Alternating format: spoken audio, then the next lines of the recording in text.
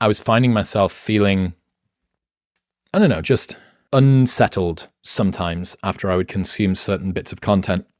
So I wanted to create a rule for myself that would help me work out whether the content that I was consuming was making my life better or worse.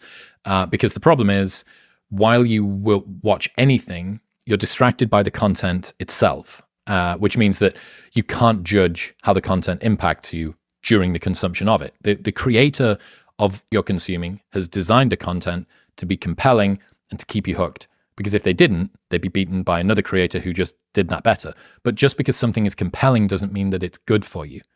You will happily hate watch adversarial, argumentative videos, not because there's a fascinating question being answered, but because you want to make your team, you want to see your team make the other team look silly. And you pity follow accounts to check in on the slow motion car crash of whatever catastrophe is happening in some person's existence, or you descend into scroll holes and browse Twitter arguments as your heart rate gets jacked up through the roof in some silent apoplectic rage.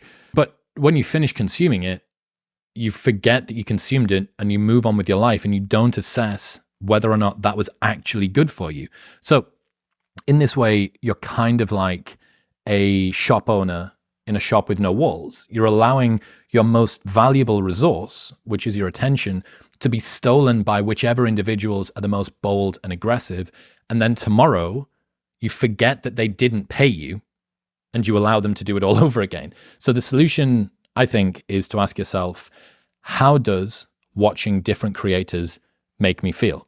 Right? Some YouTube channels are compelling and limbically hijacking, and they keep me watching, but I feel uptight and tense and negative and cynical and zero sum after watching them. Like, I don't want to message my friends and tell them that I miss them, or pay people compliments, or ring my mum, or go outside and see nature, and I feel like the world is against me.